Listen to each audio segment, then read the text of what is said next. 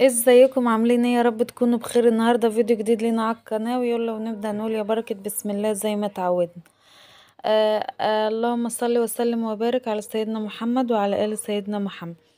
النهارده الفيديو بتاعنا مختلف، عشان هتعيشوا معايا كده، هتقضوا معايا يوم في الشرقيه عندنا.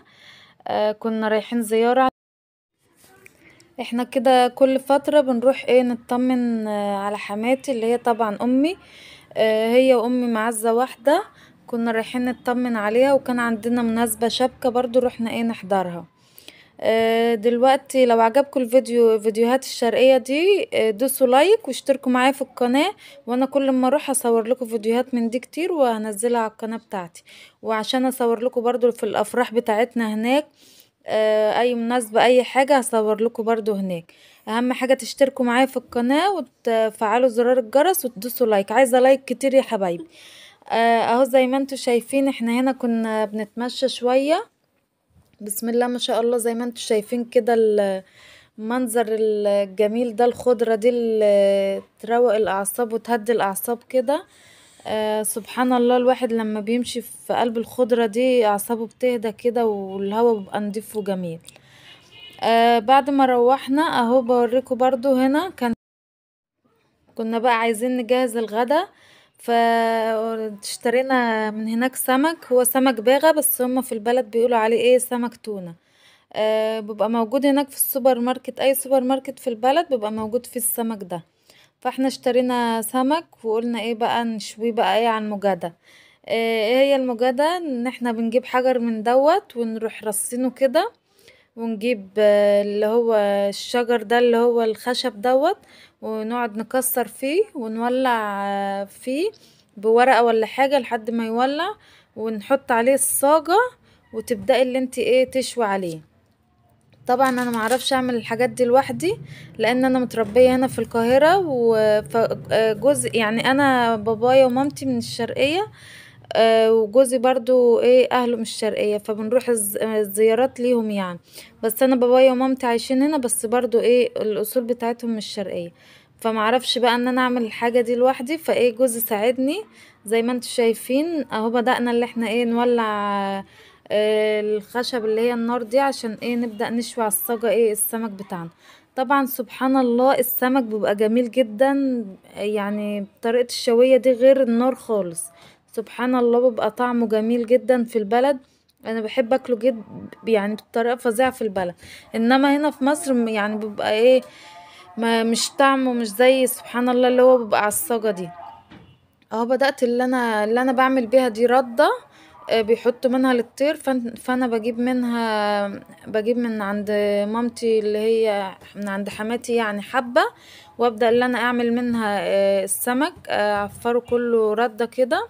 وبعد كده احطه على الصاجة. لما يتشوي من الناحية دي ابدأ اللي انا اقلبه على الناحية التانية. اهو بقى طبعا زي ما انتوا شايفين تحط الردة دي عليه، وتبدأي اللي انت ترصيه بقى على الصاجة دي، واحدة جنب واحدة جنب واحدة زي ما انتوا شايفين كده اهو. بوريكم. وبتجيبي بقى حاجة تقلبي بيها، احنا جبنا الماشة دي. بدأنا اللي احنا هنقلب بيها. طبعا انت لما ترصي السمك بتاعك رصيه كله جنب بعض، عشان ياخد من نار واحدة مع بعض، وما تبقاش مثلا واحدة ديلها مشوي وواحدة اولها مش مشوي، لا، تبقى كلها مشوية. والردة دي ما بترميهاش، ممكن تحطيها للطير، او تعينيها المرة تانية اللي انت تبدأي تعملي بيها مرة تانية. اهو بدأت تاخد لون معايا، وبدأت اقلبها على الناحية التانية زي ما انتوا شايفين كده. طبعا انت لما بتشوي السمك زي كده بتعملي له تتبيلة. طبعا انت شغاله ما تبقيش واقفه، يعني عشان بتشوي السمك تبقى واقفه، لا، ممكن تعملي السلطه وممكن تجهزي في التتبيله، تعملي كذا حاجه مع بعض. يعني انا كنت هنا وبدات اللي انا دخلت جوه دقيقه كده وسبت جوزي، ولعت على الرز جوه، وهبدا اللي انا اجهز حاجه التتبيله برضو معايا. برضو زي ما انت شايفين هبدا اللي انا اقلب برضو. اهو بقول لجوزي هات انا اقلب، عشان اعملها سوا يعني جنب بعض كده. عشان بيبقى السيف دوت بيبقى ساعات مش مستوي حلو اللي هو ده. فتوقفيها اهو زي ما انتوا شايفين، انا بوريكم توقفيها عليه شويه، عشان تاخد برضو من النار بتاعتها ما تبقاش نيه. اهو هبدأ اللي انا اقلبه كله. طبعا الولاد لما بيبقوا رايحين الشرقية زي كده بتبقى بالنسبة لهم دي فسحة جميلة وبيبقوا مبسوطين قوي. العيشة طبعا في الشرقية ممتعة وجميلة جدا. يعني الصراحة بتصحي بدري، يعني بتنامي بدري.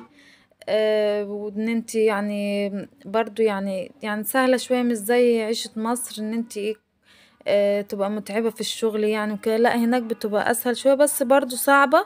اللي انتي يعني وراكي برضو مسؤولة منك اللي هو الطيور بتاعتك، عايزة تقومي بدري برضو عشان ايه تأكليها، وبرضو بالليل ترجعي تحط لها وجبة تانية. ولو عندك بهايم برضو ابقى اصور لكم جولة برضو مع البهايم، بس دوسوا لايك واشتركوا معايا في القناة، ولو عجبكم اكتبوا تعليق وقولوا ايه بصور لنا كتير هناك.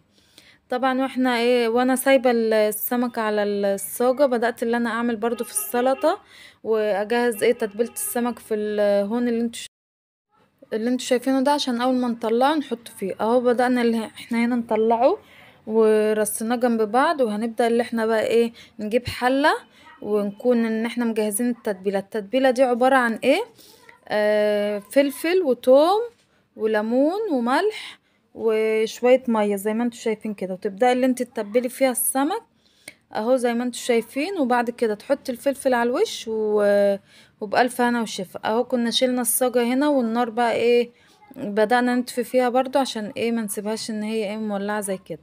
اهو بعد كده لمينا السمك واحدة واحدة، جبناها تبلناها في المية ام ملح وفلفل دي وليمون كله. وبعد كده تبدأي اللي انت ترصي السمك جنب بعضه تاني، وتحطي بقى ايه الفلفل بتاعك كده على الوش يدي منظر ايه حلو. الصراحة كان السمك طعمه جميل وبألف هنا وشفا. يعني الصراحة الفيديوهات اللي زي دي بتبقى ممتعة قوي، لان انا بحب قوي اصور في الشرقية زي كده، لان بتبقى ذكرى جميلة معايا يعني من قبل القناة. وكان يوم جميل وعملنا بقى فيه الغدا بتاعنا الجميل ده، طبق السمك والرز وطبق السلطة، وكان الاكل طعمه جميل بألف هنا وشفا. وهي دي كانت طريقة السمك المشوي على المجاده. هي دي، وكانت جميلة جدا وتحفة، ويعني كانت حاجة تجديد كده وجديدة لنا على القناة برضو، اول مرة اصور لكم في الشرقية. اهم حاجة تدوسوا لايك وتفعلوا زرار الجرس وتشتركوا معايا في القناة. ما شاء الله كان طعمه جميل وكان مستوي من جوه، وسبحان الله بقول لكم يعني كان طعمه جميل. او هنا بعد ما خلصنا الغدا بدأت اللي انا ايه عملت هنا حبلين غسيل، وبدأت اللي انا غسلت القعدة بتاعتي اللي في البلد، وكان شوية هدوم كده ومصلية وغسلتهم وبدأت اللي انا انشرهم بقى ال- المساند في الاول زي ما انتوا شايفين. وبعد كده بقى هبدأ اللي انا انشر الحتت الكبيرة اللي هي في القاعدة من تحت في اللي هو ايه في الحبلين دول. يا رب يكون الفيديو عجبكم، وتشتركوا معايا في القناة وتفعلوا زرار الجرس